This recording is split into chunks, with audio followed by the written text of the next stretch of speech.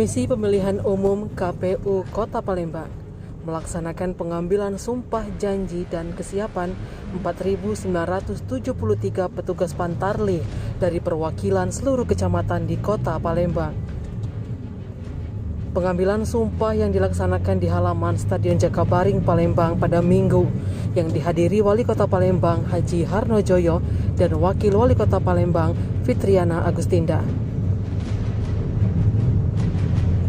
Di hadapan para tokoh seluruh agama, petugas Pantarlih diambil sumpah dan janji dalam melaksanakan tugas pemutakhiran data pemilih.